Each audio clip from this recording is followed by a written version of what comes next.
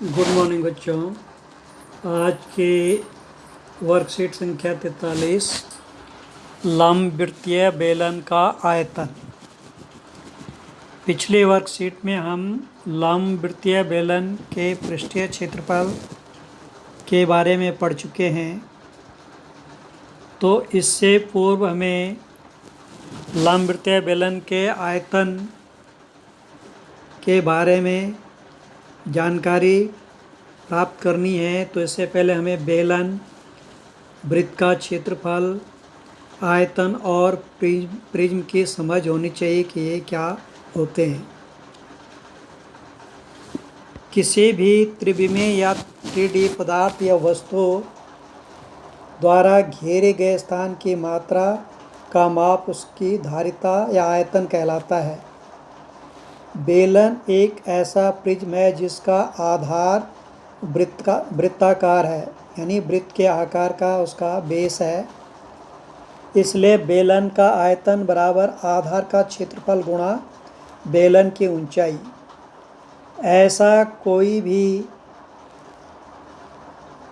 वस्तु जिसका आधार और टॉप यानी बेस और टॉप का आकार एक जैसा हो, उसका आयतन आधार का क्षेत्रफल गुणा उसकी ऊंचाई के बराबर होता है। तो यहाँ पर आयतन V बराबर पाई आर स्क्वायर गुणा H। पाई आर स्क्वायर वृत्त का क्षेत्रफल है और H बेलन की ऊंचाई है। तो इसका आयतन हो गया पाई आर स्क्वायर H घन मात्रक। तो यहाँ पर ये बेलन है, यह इसकी ऊंचाई है और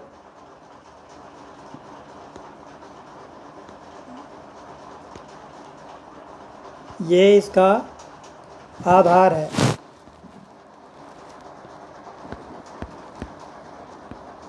आइए बेलन के आयतन की बेहतर समझ बनाते हुए कुछ उदाहरण हल करें। उदाहरण एक अस्पताल के एक रोगी को प्रतिदिन 7 सेंटीमीटर व्यास वाले एक बेलनाकार कटोरे में सूप दिया जाता है। यदि यह कटोरा सूप से 4 सेंटीमीटर ऊंचाई तक भरा जाता है तो इस अस्पताल में 250 रोगियों के लिए प्रतिदिन कितना सूप तैयार किया जाता है। तो बेलनाकार कटोरा का मतलब जैसे गिलास हो गया और वो 4 सेंटीमीटर तक भरा हो, इसका व्यास 7 सेंटीमीटर का है, तो ये बेलन के आकार का हो गया। तो कटोरी की त्रिज्या यहाँ पर 7/2, क्योंकि व्यास 7 सेंटीमीटर है तो उसका आधा होता है त्रिज्या, तो 3.5 सेंटीमीटर। कटोरे में सूप की ऊंचाई है 4 सेंटीमीटर, तो इसको हम H लेंगे। सूप की ऊंचाई 4 सेंटीमीटर, क्योंकि सूप एक बेलनाकार कटोरे में है, इसलिए एक कटोरा सूप का आयतन होगा पाई आर स्क्वायर H। पाई 22/7 गुणा R है 7/2 और R स्क्वायर मतलब 2 बार गुणा होगा 7/2 गुणा 7/2 गुणा ऊंचाई H, और इसको सरल करके आ जाएगा 154 घन सेंटीमीटर। तो ये एक व्यक्ति के लिए सूप की मात्रा 154 घन सेंटीमीटर। तो 250 व्यक्तियों या 250 रोगियों के लिए 250 कटोरे सूप चाहिए। तो 154 को 250 से गुणा कर देंगे तो ये आ जाएगा 38,500 घन सेंटीमीटर। दूसरा उदाहरण देखें। शीशे की एक पेंसिल लकड़ी के एक बेलन के अभ्यंतर में ग्रेफाइट से बने ठोस बेलन को डालकर बनाई गई है। पेंसिल आपने देखी होगी, पेंसिल भी बेलन के आकार की होती है और उसके अंदर में जो लेड होता है, भरा होता है बीच बीच, वो भी बेलन के आकार का होता है। तो पेंसिल का व्यास 7 mm है, 7 मिलीमीटर, और ग्रेफाइट का व्यास 1 मिलीमीटर है।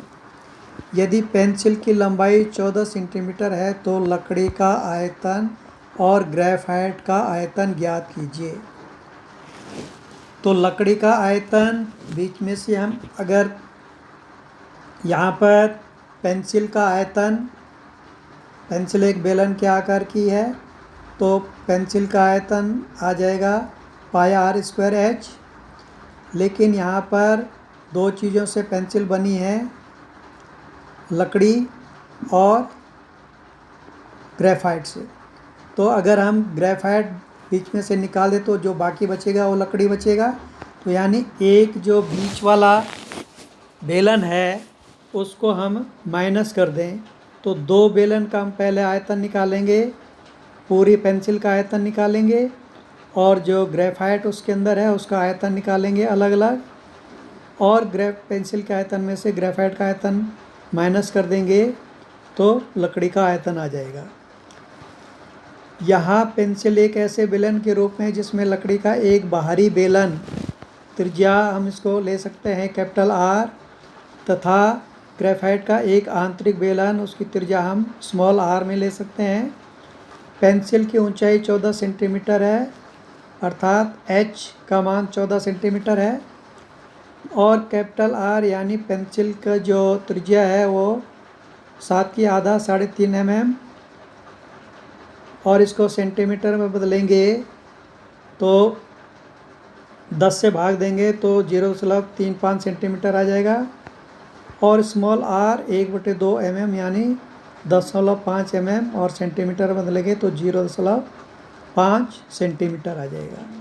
तो ग्रेफाइट का आयतन हो गया जी से ग्रेफाइट, वी से वॉल्यूम, तो जी बराबर पाई आर स्क्वायर एच 22/7 गुणा 0.05 गुणा 0.05 गुणा 14, और ये गुणा करके आ जाएगा 0.11 घन सेंटीमीटर। लकड़ी का आयतन बराबर पेंसिल का कुल आयतन घटा ग्रेफाइट का आयतन, तो वी डब्लू मतलब यहाँ पर जो है लकड़ी के लिए है wood, pi r square h minus pi r square h, और इसमें हम पाई आर और आर की वैल्यू रखेंगे, एच की वैल्यू रखेंगे, तो ये हल करके आ जाएगा 5.28 घन सेंटीमीटर। तो अब इस आधार पे हम प्रयास करें इसको सॉल्व करने की।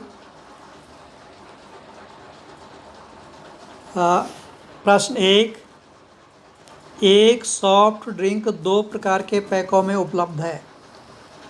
लंबाई 5 सेंटीमीटर और चौड़ाई 4 सेंटीमीटर वाले एक आयताकार आधार का टिन का डिब्बा जिसकी ऊंचाई 15 सेंटीमीटर है, यानी ये घनाभ के आकार का है, और दूसरा है व्यास जिसका 7 सेंटीमीटर है, वृत्तीय आधार है, और 10 सेंटीमीटर ऊंचाई वाला एक प्लास्टिक का बेलनाकार डिब्बा है, यानी बेलन के आकार का है।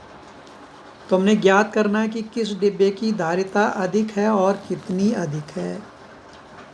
तो एक घनाभ के आकार का है, दोनों का आयतन हम निकालेंगे अलग अलग, आधार का क्षेत्रफल गुणा ऊंचाई।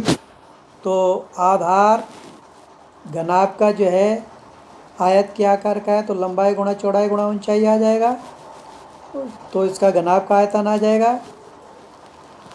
और बेलनाकार जो बर्तन है उसमें व्यास दिया है 7 सेंटीमीटर, तो पहले त्रिज्या निकालेंगे 7/2 सेंटीमीटर, और इसका क्षेत्रफल आ जाएगा पाई आर स्क्वायर एच। आर की जगह 7/2 रखेंगे, एच की जगह 10 सेंटीमीटर रखेंगे, और कैलकुलेट करेंगे तो दोनों का क्षेत्रफल हमें प्राप्त हो जाएगा। हम उसमें से आसानी से बता सकते हैं कि किसका धारिता अधिक है और कितनी अधिक है। दूसरा प्रश्न है, लकड़ी के एक बेलनाकार पाइप का आंतरिक व्यास 24 सेंटीमीटर है और बाहरी व्यास 28 सेंटीमीटर है। इस पाइप की लंबाई 35 सेंटीमीटर है, तो इस पाइप का आयतन ज्ञात कीजिए। तो यहाँ पर भी जैसे पाइप है तो ये इसकी मोटाई है, तो एक ये बाहरी व्यास हो गया और ये आंतरिक व्यास हो गया। हमने इसका आयतन ज्ञात करना है, हमने इस भाग का आयतन ज्ञात करना है। ये मैं क्रॉस सेक्शन आपको दिखा रहा हूँ। अगर हम पाइप को जो है, अगर हम पाइप को यूँ काटें तो ये दिखेगा इस ढंग से। ये पाइप की मोटाई है। तो यहाँ पर 2 बेलन हो गए, एक बेलन ये हो गया, ये बाहरी त्रिज्या इसकी है, तो इसका हम जो है आयतन निकालेंगे। और दूसरा बेलन ये हो गया जिसकी आंतरिक त्रिज्या ये है, तो इसका आयतन निकालेंगे। तो इस बेलन के आयतन में से इस बेलन का आयतन घटा देंगे तो इसका आयतन हमें बचेगा, जो कि हमें ज्ञात करना था।